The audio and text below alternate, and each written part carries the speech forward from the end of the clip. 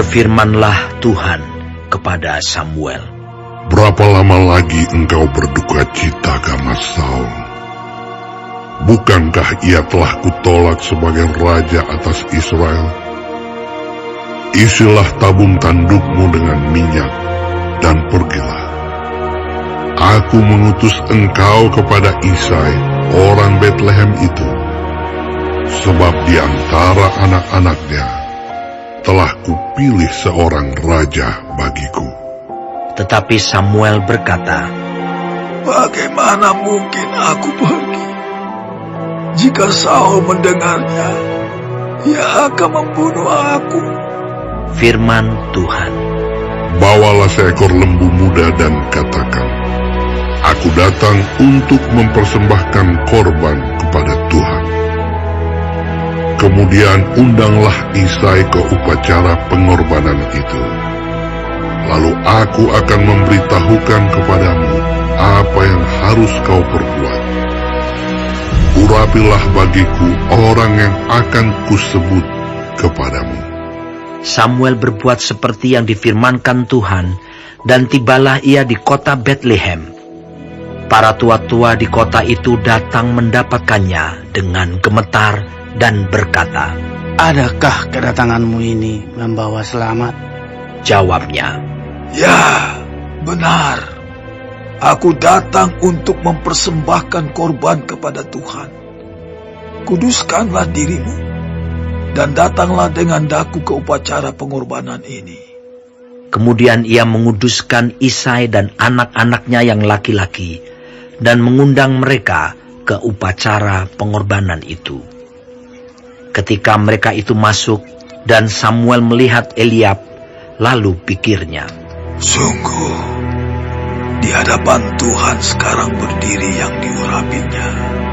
Tetapi berfirmanlah Tuhan kepada Samuel, janganlah pandang parasnya atau perawakan yang tinggi, sebab aku telah menolaknya.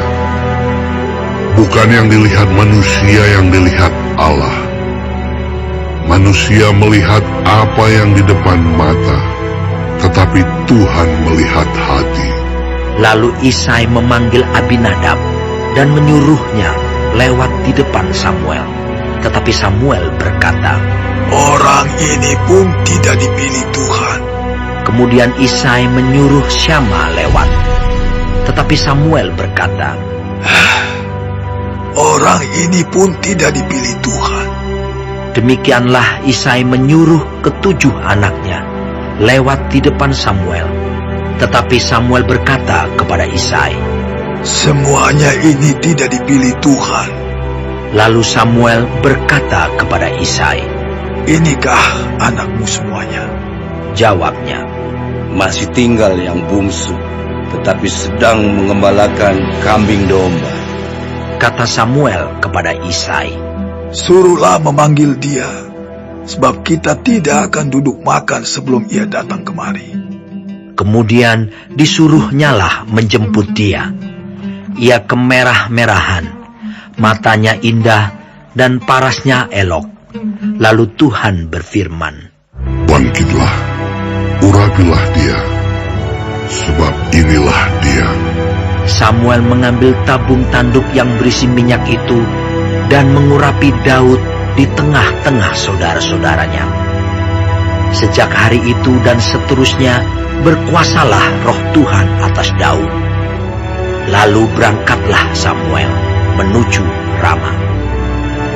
Tetapi roh Tuhan telah mundur daripada Saul, dan sekarang ia diganggu oleh roh jahat yang daripada Tuhan. Lalu berkatalah hamba-hamba Saul kepadanya, ketahuilah, roh jahat yang daripada Allah mengganggu engkau. Baiklah tuanku, menitahkan hamba-hambamu yang di depanmu ini mencari seorang yang pandai main kecapi. Apabila roh jahat yang daripada Allah itu hingga padamu, haruslah ia main kecapi, maka engkau merasa nyaman. Berkatalah Saul kepada hamba-hambanya itu, carilah bagiku seorang yang dapat main kecapi dengan baik, dan bawalah dia kepadaku. Lalu jawab salah seorang hamba itu, katanya, Sesungguhnya aku telah melihat seorang anak laki-laki Isai, orang Betlehem itu, yang pandai main kecapi. Ia seorang pahlawan yang gagah perkasa, seorang prajurit yang pandai bicara, elok perawakannya, dan Tuhan menyertai dia. Kemudian Saul mengirim suruhan kepada Isai dengan pesan, Suruhlah kepadaku anakmu Daud yang ada pada kambing domba itu. Lalu Isai mengambil seekor keledai yang dimuati roti, sekirbat anggur, dan seekor anak kambing. Maka dikirimkannyalah itu kepada Saul dengan perantaraan Daud, anaknya. Demikianlah Daud sampai kepada Saul dan menjadi pelayannya. Saul sangat mengasihinya, dan ia menjadi pembawa senjatanya. Sebab itu Saul menyuruh orang kepada Isai mengatakan, Biarkanlah Daud tetap menjadi pelayanku, sebab aku suka kepadanya. Dan setiap kali apabila roh yang daripada Allah itu hingga pada Saul, maka Daud mengambil kecapi dan memainkannya. Saul merasa lega dan nyaman, dan roh yang jahat itu undur daripadanya.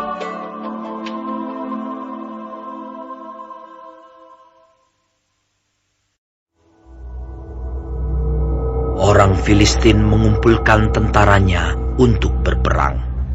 Mereka berkumpul di Soko yang di tanah Yehuda, dan berkemah antara Soko dan Azeka di Efes Damim. Saul dan orang-orang Israel juga berkumpul dan berkemah di lembah Tarbantin. Mereka mengatur barisan perangnya berhadapan dengan orang Filistin. Orang Filistin berdiri di bukit sebelah sini, dan orang Israel berdiri di bukit sebelah sana, dan lembah ada di antara mereka. Lalu tampillah keluar seorang pendekar dari tentara orang Filistin. Namanya Goliat dari Gat. Tingginya 6 hasta sejengkal. Ketopong tembaga ada di kepalanya, dan ia memakai baju zirah yang bersisik. Berat baju zirah ini 5.000 shikal tembaga.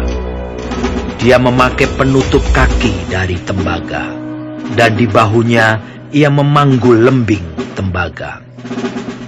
Gagang tombaknya seperti pesa tukang pedung, dan mata tombaknya itu 600 shikal besi beratnya, dan seorang pembawa perisai berjalan di depannya. Ia berdiri dan berseru kepada barisan Israel. Katanya kepada mereka,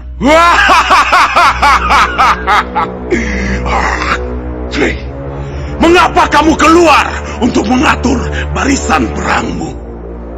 Bukankah aku seorang Filistin, dan kamu adalah hamba Saul? Pilihlah bagimu seorang, dan biarlah ia turun mendapatkan daku. Jika ia dapat berperang melawan aku dan mengalahkan aku, maka kami akan menjadi hambamu. Tetapi jika aku dapat mengungguli dia dan mengalahkannya, maka kamu akan menjadi hamba kami dan takluk kepada kami. Pula kata orang Filistin itu, Aku menantang hari ini barisan Israel. Berikanlah kepadaku seorang, supaya kami berperang seorang lawan seorang. Ketika Saul dan segenap orang Israel mendengar perkataan orang Filistin itu, maka cemaslah hati mereka dan sangat ketakutan. Daud adalah anak seorang dari Efrata, dari Betlehem Yehuda, yang bernama Isai. Isai mempunyai 8 anak laki-laki. Pada zaman Saul, orang itu telah tua dan lanjut usianya. Ketiga anak Isai yang besar-besar telah pergi berperang mengikuti Saul. Nama ketiga anaknya yang pergi berperang itu ialah Eliab, anak sulung. Anak yang kedua ialah Abinadab, dan anak yang ketiga adalah Syama. Daudlah yang bungsu. Jadi ketiga anak yang besar-besar itu pergi mengikuti Saul. Tetapi Daud selalu pulang daripada Saul untuk menggembalakan domba ayahnya di Betlehem. Orang Filistin itu maju mendekat pada pagi hari dan pada petang hari. Demikianlah ia tampil ke depan 40 hari lamanya. Isai berkata kepada Daud anaknya, "Ambillah untuk kakak-kakakmu bertih gandum ini seeva, dan roti yang 10 ini. Bawalah cepat-cepat ke perkemahan kepada kakak-kakakmu. Dan baiklah, sampaikan keju yang 10 ini kepada kepala pasukan 1000. Tengoklah apakah kakak-kakakmu selamat, dan bawalah pulang suatu tanda dari mereka." Saul dan mereka itu dan semua orang Israel ada di lembah Tarbantin, tengah berperang melawan orang Filistin. Lalu Daud bangun pagi-pagi, ditinggalkannyalah kambing dombanya pada seorang penjaga, lalu mengangkat muatan dan pergi, seperti yang diperintahkan Isai kepadanya. Sampailah ia ke perkemahan. Ketika tentara keluar untuk mengatur barisannya dan mengangkat sorak perang, orang Israel dan orang Filistin itu mengatur barisannya. Barisan berhadapan dengan barisan. Lalu Daud menurunkan barang-barangnya dan meninggalkannya di tangan penjaga barang-barang tentara. Berlari-larilah Daud ke tempat barisan. Sesampai di sana, bertanyalah ia kepada kakak-kakaknya, apakah mereka selamat. Sedang ia berbicara dengan mereka, tampillah maju pendekar itu. Namanya Goliat, orang Filistin dari Gat, dari barisan orang Filistin. Ia mengucapkan kata-kata yang tadi juga, dan Daud mendengarnya. Ketika semua orang Israel melihat orang itu, larilah mereka daripadanya dengan sangat ketakutan. Berkatalah orang-orang Israel itu, "Sudahkah kamu lihat orang yang maju itu? Sesungguhnya ia maju untuk mencemoohkan orang Israel. Orang yang mengalahkan dia akan dianugerahi raja kekayaan yang besar. Raja akan memberikan anaknya yang perempuan kepadanya, dan kaum keluarganya akan dibebaskannya dari pajak di Israel." Lalu berkatalah Daud kepada orang-orang yang berdiri di dekatnya, "Apakah yang akan dilakukan kepada orang yang mengalahkan orang Filistin itu dan yang menghindarkan cemooh dari Israel? Siapakah orang Filistin yang tak bersunat ini, sampai ia berani mencemoohkan barisan daripada Allah yang hidup?" Rakyat itu pun menjawabnya dengan perkataan tadi, "Begitulah akan dilakukan kepada orang yang mengalahkan dia." Ketika Eliab, kakaknya yang tertua, mendengar perkataan Daud kepada orang-orang itu, bangkitlah amarah Eliab kepada Daud sambil berkata, Mengapa engkau datang? Dan pada siapakah kau tinggalkan kambing domba yang 2-3 ekor itu di padang gurun? Aku kenal sifat pemberanimu dan kejahatan hatimu. Engkau datang kemari dengan maksud melihat pertempuran." Tetapi jawab Daud, "Apa yang telah kuperbuat? Hanya bertanya saja." Lalu berpalinglah ia daripadanya kepada orang lain dan menanyakan yang sama. Dan rakyat memberi jawab kepadanya seperti tadi. Terdengarlah kepada orang perkataan yang diucapkan oleh Daud. Lalu diberitahukanlah kepada Saul, dan Saul menyuruh memanggil dia. Berkatalah Daud kepada Saul, "Janganlah seseorang menjadi tawar hati karena dia. Hambamu ini akan pergi melawan orang Filistin itu." Tetapi Saul berkata kepada Daud, "Tidak mungkin engkau dapat menghadapi orang Filistin itu untuk melawan dia. sebab engkau masih muda, sedang dia sejak dari masa mudanya telah menjadi prajurit. Tetapi Daud berkata kepada Saul, Hambamu ini biasa menggembalakan kambing domba ayahnya. Apabila datang singa atau beruang yang menerkam seekor domba dari kawanannya, maka aku mengejarnya, menghajarnya, dan melepaskan domba itu dari mulutnya. Kemudian, apabila ia berdiri menyerang aku, maka aku menangkap janggutnya, lalu menghajarnya dan membunuhnya. Baik singa maupun beruang telah dihajar oleh hambamu ini, dan orang Filistin yang tidak bersunat itu, ia akan sama seperti salah satu daripada binatang itu, karena ia telah mencemooh barisan daripada Allah yang hidup. Pula kata Daud, Tuhan yang telah melepaskan aku dari cakar singa dan dari cakar beruang, Dia juga akan melepaskan aku dari tangan orang Filistin itu. kata Saul kepada Daud. Pergilah, Tuhan menyertai engkau. Lalu Saul mengenakan baju perangnya kepada Daud. Ditaruhnya ketopong tembaga di kepalanya, dan dikenakannya baju zirah kepadanya. Lalu Daud mengikatkan pedangnya di luar baju perangnya. Kemudian ia berikhtiar berjalan, sebab belum pernah dicobanya.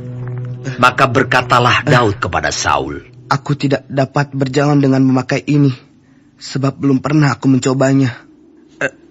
Kemudian ia menanggalkannya. Lalu Daud mengambil tongkatnya di tangannya. Dipilihnya dari dasar sungai 5 batu yang licin, dan ditaruhnya dalam kantung gembala yang dibawanya, yakni tempat batu-batu. Sedang umbannya dipegangnya di tangannya. Demikianlah ia mendekati orang Filistin itu. Orang Filistin itu kian dekat menghampiri Daud, dan di depannya orang yang membawa perisainya. Ketika orang Filistin itu menunjukkan pandangnya ke arah Daud, serta melihat dia, dihinanya Daud itu karena ia masih muda, kemerah-merahan dan elok parasnya. Orang Filistin itu berkata kepada Daud, Anjingkah aku? Maka engkau mendatangi aku dengan tongkat. Lalu demi para allahnya, orang Filistin itu mengutuki Daud. Pula orang Filistin itu berkata kepada Daud, Hadapilah aku, maka aku akan memberikan dagingmu kepada burung-burung di udara dan kepada binatang-binatang di padang. Tetapi Daud berkata kepada orang Filistin itu, Engkau mendatangi aku dengan pedang dan tombak dan lembing, tetapi aku mendatangi engkau dengan nama Tuhan semesta alam, Allah segala barisan Israel yang kau tantang itu. Hari ini juga Tuhan akan menyerahkan engkau ke dalam tanganku, dan aku akan mengalahkan engkau dan memenggal kepalamu dari tubuhmu.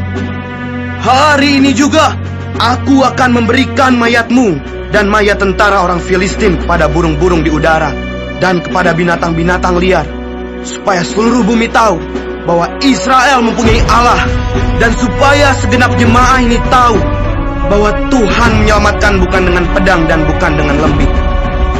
Sebab di tangan Tuhanlah pertempuran, dan Ia pun menyerahkan kamu ke dalam tangan kami. ketika orang Filistin itu bergerak maju untuk menemui Daud, maka segeralah Daud berlari ke barisan musuh untuk menemui orang Filistin itu. Lalu Daud memasukkan tangannya ke dalam kantungnya. Diambilnyalah sebuah batu dari dalamnya. Diumbannya.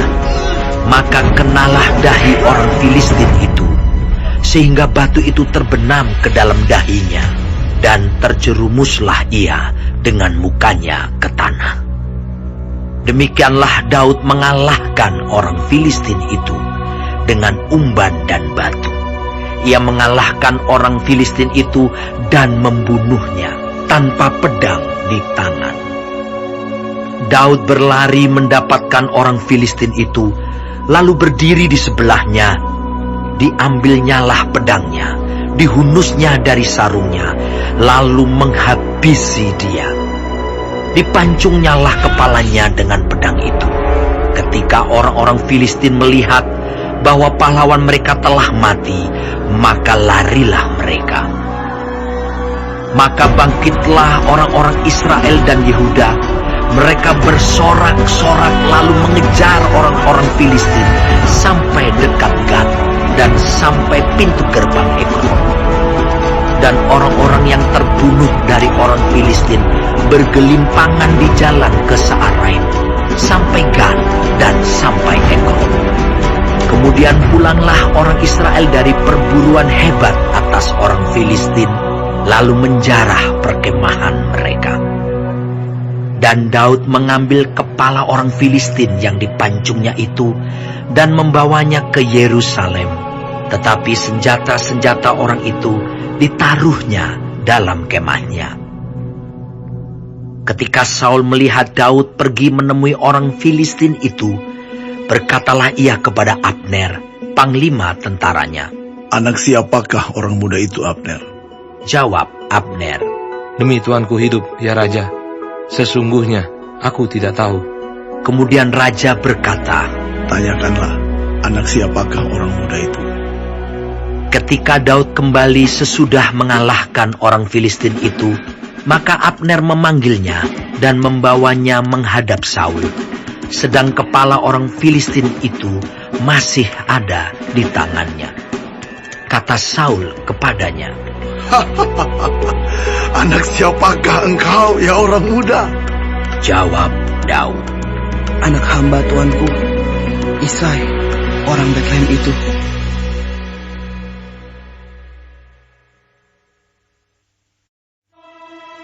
ketika Daud habis berbicara dengan Saul, berpadulah jiwa Yonatan dengan jiwa Daud. Dan Yonatan mengasihi dia seperti jiwanya sendiri. Pada hari itu, Saul membawa dia dan tidak membiarkannya pulang ke rumah ayahnya. Yonatan mengikat perjanjian dengan Daud, karena ia mengasihi dia seperti dirinya sendiri. Yonatan menanggalkan jubah yang dipakainya dan memberikannya kepada Daud, juga baju perangnya, sampai pedangnya, panahnya, dan ikat pinggangnya. Daud maju berperang dan selalu berhasil kemana juga Saul menyuruhnya, sehingga Saul mengangkat dia mengepalai para prajurit. Hal ini dipandang baik oleh seluruh rakyat dan juga oleh pegawai-pegawai Saul. Tetapi pada waktu mereka pulang, ketika Daud kembali sesudah mengalahkan orang Filistin itu, keluarlah orang-orang perempuan dari segala kota Israel menyongsong Raja Saul sambil menyanyi dan menari-nari dengan memukul rebana, dengan bersukaria dan dengan membunyikan gerincing. Dan perempuan yang menari-nari itu menyanyi berbalas-balasan, katanya, mengalahkan beribu-ribu musuh, tetapi Daud berlaksa-laksa. Lalu bangkitlah amarah Saul dengan sangat, dan perkataan itu menyebalkan hatinya, sebab pikirnya, Kepada Daud diperhitungkan mereka berlaksa-laksa, tetapi kepadaku diperhitungkannya beribu-ribu. Akhir-akhirnya jabatan raja itu pun jatuh kepadanya. Sejak hari itu, maka Saul selalu mendengki Daud. Keesokan harinya, roh jahat yang daripada Allah itu berkuasa atas Saul, sehingga ia kerasukan di tengah-tengah rumah, sedang Daud main kecapi seperti sehari-hari. Adapun Saul ada tombak di tangannya. Saul melemparkan tombak itu karena pikirnya, Baiklah aku menancapkan Daud ke dinding. tetapi Daud mengelakkannya sampai 2 kali. Saul menjadi takut kepada Daud karena Tuhan menyertai Daud, sedang daripada Saul ia telah undur. Sebab itu Saul menjauhkan Daud dari dekatnya dan mengangkat dia menjadi kepala pasukan 1000, sehingga ia berada di depan dalam segala gerakan tentara. Daud berhasil di segala perjalanannya, sebab Tuhan menyertai dia. Ketika dilihat Saul bahwa Daud sangat berhasil, makin takutlah ia kepadanya. Tetapi seluruh orang Israel dan orang Yehuda mengasihi Daud, karena ia memimpin segala gerakan mereka. Berkatalah Saul kepada Daud, Ini dia anakku perempuan yang tertua, Merab. Dia akan kuberikan kepadamu menjadi istrimu. Hanya jadilah bagiku seorang yang gagah perkasa, dan lakukanlah perang Tuhan. sebab pikir Saul, Janganlah tanganku memukul dia, tetapi biarlah ia dipukul oleh tangan orang Filistin. tetapi Daud berkata kepada Saul, Siapakah aku dan siapakah sanak saudaraku, kaum ayahku di antara orang Israel, sehingga aku menjadi menantu raja? Tetapi ketika tiba waktunya untuk memberikan Merab, anak Saul itu kepada Daud, maka anak perempuan itu diberikan kepada Adriel, orang Mehola, menjadi istrinya. Tetapi Michal, anak perempuan Saul, jatuh cinta kepada Daud. Ketika hal itu diberitahukan kepada Saul, maka ia pun menyetujuinya. Sebab pikir Saul, Baiklah Mikal kuberikan kepadanya. Biarlah ia menjadi jerat bagi Daud, dan biarlah tangan orang Filistin memukul dia. lalu berkatalah Saul kepada Daud untuk kedua kalinya, Pada hari ini engkau boleh menjadi menantuku. Lagi Saul memerintahkan kepada para pegawainya, Katakanlah kepada Daud dengan diam-diam demikian. Sesungguhnya Raja suka kepadamu, dan para pegawainya mengasihi engkau. Maka sebab itu, jadilah engkau menantu raja. Lalu para pegawai Saul menyampaikan perkataan itu kepada Daud. Tetapi Daud menjawab, Perkara ringankah pada pemandanganmu menjadi menantu raja? Bukankah aku seorang yang miskin dan rendah? para pegawai Saul memberitahukan kepada raja, katanya, Demikianlah jawab yang diberi Daud. Kemudian berkatalah Saul, Beginilah kamu katakan kepada Daud, Raja tidak menghendaki mas kawin selain dari 100 kulit katan orang Filistin sebagai pembalasan kepada musuh raja. Saul bermaksud untuk menjatuhkan Daud dengan perantaraan orang Filistin. Ketika para pegawainya memberitahukan perkataan itu kepada Daud, maka setujulah Daud menjadi menantu raja. Waktunya belum genap, tetapi Daud sudah bersiap. Ia pergi kepada orang-orangnya dan menewaskan dari orang Filistin itu 200 orang serta membawa kulit katan mereka. Dan dalam jumlah yang genap diberikan merekalah semuanya itu kepada raja, supaya Daud menjadi menantu raja. Kemudian Saul memberikan Michal anaknya kepadanya menjadi istrinya. Lalu mengertilah Saul dan tahulah ia bahwa Tuhan menyertai Daud dan bahwa seluruh orang Israel mengasihi Daud. Maka makin takutlah Saul kepada Daud. Saul tetap menjadi musuh Daud seumur hidupnya. Apabila raja-raja orang Filistin maju berperang, setiap kali mereka maju berperang, maka Daud lebih berhasil dari semua pegawai Saul, sehingga namanya sangat masyhur.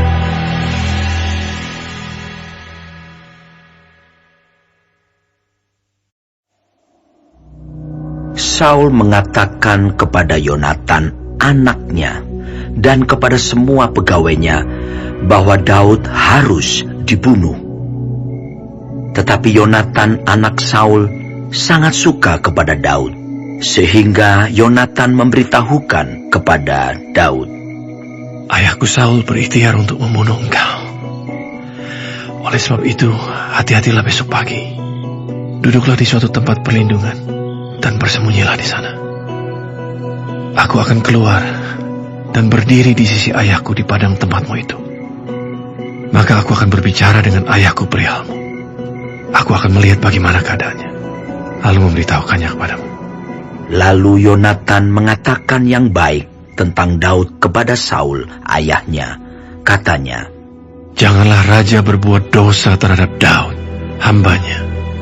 Sebab ia tidak berbuat dosa terhadapmu. Bukankah apa yang diperbuatnya sangat baik bagimu? Ia telah mempertaruhkan nyawanya dan telah mengalahkan orang Filistin itu. Dan Tuhan telah memberikan kemenangan yang besar kepada seluruh Israel. Engkau sudah melihatnya dan bersuka cita karenanya. Mengapa engkau hendak berbuat dosa terhadap darah orang yang tidak bersalah dengan membunuh Daud tanpa alasan? Saul mendengarkan perkataan Yonatan, dan Saul bersumpah, Demi Tuhan yang hidup, ia tidak akan dibunuh. Lalu Yonatan memanggil Daud, dan Yonatan memberitahukan kepadanya segala perkataan itu. Yonatan membawa Daud kepada Saul, dan ia bekerja padanya seperti dahulu. Ketika perang pecah pula, maka majulah Daud dan berperang melawan orang Filistin.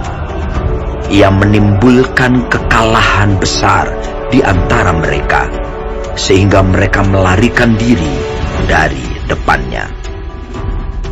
Tetapi roh jahat yang daripada Tuhan hinggap pada Saul ketika ia duduk di rumahnya dengan tombaknya di tangannya, dan Daud sedang main kecapi.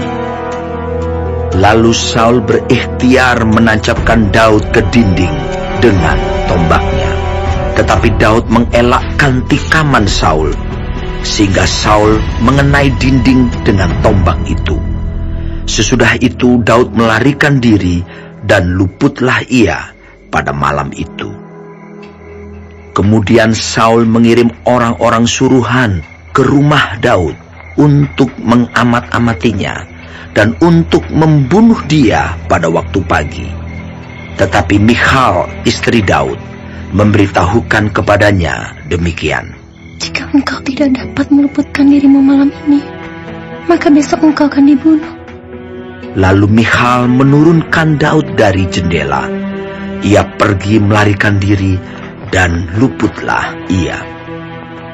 Sesudah itu Michal mengambil terafim dan menaruhnya di tempat tidur. Ditaruhnya sehelai tenunan bulu kambing di bagian kepala, dan ditutupinya dengan selimut.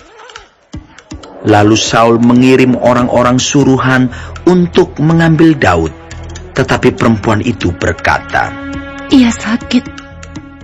Sesudah itu Saul mengirim orang-orang suruhan itu untuk melihat Daud. Katanya, Bawalah dia di atas tempat tidur itu kemari, supaya ia dibunuh. Lalu masuklah para suruhan itu ke dalam, dan tampaklah ada terafim di tempat tidur dengan sehelai tenunan bulu kambing di bagian kepala. Berkatalah Saul kepada Michal, Mengapa engkau menipu aku demikian itu, dan melepas musuhku pergi sehingga ia luput? Tetapi jawab Michal kepada Saul, Ia berkata kepadaku, Biarkanlah aku pergi. Apa perlunya aku membunuh engkau? Setelah Daud melarikan diri dan luput, sampailah ia kepada Samuel di Rama, dan memberitahukan kepadanya segala yang dilakukan Saul kepadanya. Kemudian pergilah ia bersama-sama dengan Samuel, dan tinggallah mereka di Nayot. Ketika diberitahukan kepada Saul demikian, Ketahuilah, Daud ada di Nayot dekat Rama. maka Saul mengirim orang-orang suruhan untuk mengambil Daud. Tetapi orang-orang ini melihat sekumpulan nabi kepenuhan dengan dikepalai oleh Samuel. Dan roh Allah hinggap pada orang-orang suruhan Saul, sehingga mereka pun kepenuhan seperti nabi. Lalu hal itu diberitahukan kepada Saul. Ia mengirim orang-orang suruhan yang lain, tetapi orang-orang itu pun juga kepenuhan seperti nabi. Saul mengirim sekali lagi orang-orang suruhan, rombongan yang ketiga, dan orang-orang ini pun juga kepenuhan. Lalu ia sendiri pergi ke Rama. Sesampainya ke dekat perigi besar yang di Sekhu, bertanyalah ia, katanya, Di mana Samuel dan Daud? Jawab orang, Ada di Nayot, dekat Rama. Lalu pergilah ia ke sana, ke Nayot, dekat Rama. Dan pada dia pun hinggaplah roh Allah.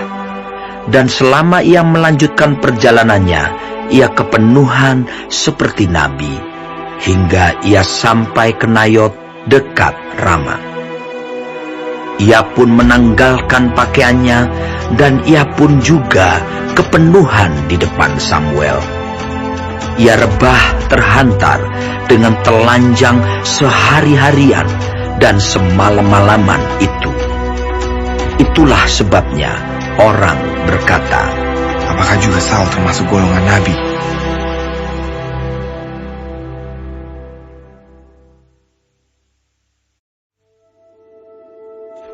Maka larilah Daud dari Nayot dekat Rama. Sampailah ia kepada Yonatan, lalu berkata, Apakah yang telah kuperbuat?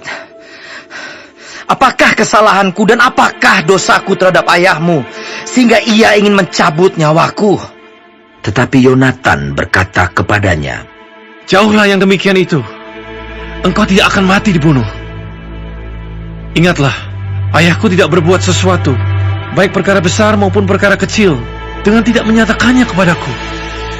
Mengapa ayahku harus menyembunyikan perkara ini kepadaku? Tidak mungkin. Tetapi Daud menjawab, katanya, Ayahmu tahu benar bahwa engkau suka kepadaku. Sebab itu pikirnya, tidak boleh Yonatan mengetahui hal ini. Nanti ia bersusah hati. Namun, demi Tuhan yang hidup dan demi hidupmu, hanya satu langkah jaraknya antara aku dan maut. Yonatan berkata kepada Daud, Apapun kehendak hatimu, aku akan melakukannya bagimu. Lalu kata Daud kepada Yonatan, Kau tahu, besok bulan baru. Maka sebenarnya aku harus duduk makan bersama-sama dengan raja. Jika engkau membiarkan aku pergi, maka aku akan bersembunyi di padang sampai lusa petang. Apabila ayahmu menanyakan aku, haruslah kau katakan, Daud telah meminta dengan sangat kepadaku untuk pergi dengan segera ke Betlehem, kotanya, karena di sana ada upacara pengorbanan tahunan bagi segenap kaumnya. Jika begini dikatakannya, baiklah, maka hambamu ini selamat. Tetapi jika amarahnya bangkit dengan segera, ketahuilah bahwa ia telah mengambil keputusan untuk mendatangkan celaka. Jika demikian, tunjukkanlah kesetiaanmu kepada hambamu ini, sebab engkau telah mengikat perjanjian di hadapan Tuhan dengan hambamu ini. Tetapi jika ada kesalahan padaku, engkau sendirilah membunuh aku. Mengapa engkau harus menyerahkan aku kepada ayahmu? Tetapi jawab Yonatan, Jauhlah yang demikian itu. Sebab jika aku ketahui dengan pasti bahwa ayahku telah mengambil keputusan untuk mendatangkan celaka kepadamu, masakan aku tidak memberitahukannya kepadamu? Lalu bertanyalah Daud kepada Yonatan, Siapakah yang akan memberitahukan kepadaku apabila ayahmu menjawab engkau dengan keras? kata Yonatan kepada Daud, marilah kita keluar ke padang. Maka keluarlah keduanya ke padang. Lalu berkatalah Yonatan kepada Daud, Demi Tuhan Allah Israel, besok atau lusa, kira-kira waktu ini, aku akan memeriksa perasaan ayahku. Apabila baik keadaannya bagi Daud, masakan aku tidak menyuruh orang kepadamu dan memberitahukannya kepadamu. Tetapi apabila ayahku memandang baik untuk mendatangkan celaka kepadamu, beginilah kiranya Tuhan menghukum Yonatan. Bahkan lebih lagi daripada itu, sekiranya aku tidak menyatakannya kepadamu dan membiarkan engkau pergi, sehingga engkau dapat berjalan dengan selamat. Tuhan kiranya menyertai engkau, seperti Ia menyertai ayahku dahulu. Jika aku masih hidup, bukankah engkau akan menunjukkan kepadaku kasih setia Tuhan? Tetapi jika aku sudah mati, janganlah engkau memutuskan kasih setiamu terhadap keturunanku sampai selamanya. Dan apabila Tuhan melenyapkan setiap orang dari musuh Daud dari muka bumi, janganlah nama Yonatan terhapus dari keturunan Daud, melainkan kiranya Tuhan menuntut balas daripada musuh-musuh Daud. Dan Yonatan menyuruh Daud sekali lagi bersumpah demi kasihnya kepadanya, sebab ia mengasihi Daud seperti dirinya sendiri. Kemudian berkatalah Yonatan kepadanya, Besok bulan baru, maka engkau nanti akan ditanyakan, sebab tempat dudukmu akan tinggal kosong. Tetapi lusa, engkau pasti akan dicari.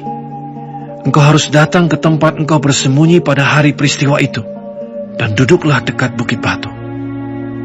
Maka aku akan memanahkan 3 anak panah ke samping batu itu, seolah-olah aku membidik suatu sasaran. Dan ketahuilah, aku akan menyuruh bujangku, pergilah mencari anak-anak panah itu. Jika tegas ku katakan kepada bujang itu, lihat anak-anak panah itu lebih kemari, ambillah, maka datanglah. Sebab demi Tuhan yang hidup, engkau selamat dan tidak ada bahaya apa-apa. Tetapi jika begini ku katakan kepada orang muda itu, lihat anak-anak panah itu lebih ke sana, maka pergilah, sebab Tuhan menyuruh engkau pergi. Tentang hal yang kita janjikan itu, antara aku dan engkau, sesungguhnya Tuhan ada di antara aku dan engkau sampai selamanya. Sesudah itu bersembunyilah Daud di padang. Ketika bulan baru tiba, duduklah raja pada meja untuk makan. Raja duduk di tempatnya seperti biasa, dekat dinding. Yonatan berhadapan dengan dia. Abner duduk di sisi Saul, tetapi tempat Daud tinggal kosong. Dan Saul tidak berkata apa-apa pada hari itu, sebab pikirnya, barangkali ada sesuatu yang terjadi kepadanya. Mungkin ia tidak tahir. Ya, tentu ia tidak tahir. Tetapi pada hari sesudah bulan baru itu, pada hari yang kedua, ketika tempat Daud masih tinggal kosong, bertanyalah Saul kepada Yonatan, anaknya, Mengapa anak Isai tidak datang makan, baik kemarin maupun hari ini? Jawab Yonatan kepada Saul, Daud telah meminta dengan sangat kepadaku untuk pergi ke Bethlehem. Katanya, biarkanlah aku pergi, sebab ada upacara pengorbanan bagi kaum kami di kota, dan saudara-saudaraku sendirilah yang memanggil aku. Oleh sebab itu, jika engkau mengasihi aku, berilah izin kepadaku untuk menengok saudara-saudaraku. Itulah sebabnya ia tidak datang ke perjamuan raja. Lalu bangkitlah amarah Saul kepada Yonatan, katanya kepadanya, Anak sundal yang kurang ajar, bukankah aku tahu bahwa engkau telah memilih pihak anak Isai, dan itu noda bagi kau sendiri dan bagi perut ibumu? Sebab sesungguhnya selama anak Isai itu hidup di muka bumi, engkau dan kerajaanmu tidak akan kokoh. Dan sekarang, suruhlah orang memanggil dan membawa dia kepadaku, sebab ia harus mati. Tetapi Yonatan menjawab Saul ayahnya itu, katanya kepadanya, Mengapa ia harus dibunuh? Apa yang dilakukannya? Lalu Saul melemparkan tombaknya kepada Yonatan untuk membunuhnya. Maka tahulah Yonatan bahwa ayahnya telah mengambil keputusan untuk membunuh Daud. Sebab itu Yonatan bangkit dan meninggalkan perjamuan itu dengan kemarahan yang bernyala-nyala. Pada hari yang kedua bulan baru itu, ia tidak makan apa-apa, sebab ia bersusah hati karena Daud, sebab ayahnya telah menghina Daud. Pada waktu pagi, keluarlah Yonatan ke padang bersama-sama seorang budak kecil, sesuai dengan janjinya kepada Daud. Berkatalah ia kepada budaknya, Larilah, carilah anak-anak panah yang kupanahkan. Baru saja budak itu berlari, maka Yonatan melepaskan sebatang anak panah lewat kepala budak itu. Ketika budak itu sampai ke tempat letaknya anak panah yang dilepaskan Yonatan itu, maka berserulah Yonatan dari belakang budak itu, katanya, Bukankah anak panah itu lebih ke sana? Kemudian berserulah Yonatan dari belakang budak itu, Ayo cepat, jangan berdiri saja. Lalu budak Yonatan memungut anak panah itu dan kembali kepada tuannya. Tetapi budak itu tidak tahu apa-apa. Hanya Yonatan dan Daudlah yang mengetahui hal itu. Sesudah itu Yonatan memberikan senjatanya kepada budak yang menyertai dia dan berkata kepadanya, Pergilah, bawalah ke kota. Maka pulanglah budak itu, lalu tampillah Daud dari sebelah bukit batu. Ia sujud dengan mukanya ke tanah dan menyembah 3 kali. Mereka bercium-ciuman dan bertangis-tangisan. Akhirnya Daud dapat menahan diri. Kemudian berkatalah Yonatan kepada Daud, Pergilah dengan selamat. Bukankah kita berdua telah bersumpah demi nama Tuhan? Demikian, Tuhan akan ada di antara aku dan engkau, serta di antara keturunanku dan keturunanmu, sampai selamanya. Setelah itu, bangunlah Daud dan pergi, dan Yonatan pun pulang ke kota.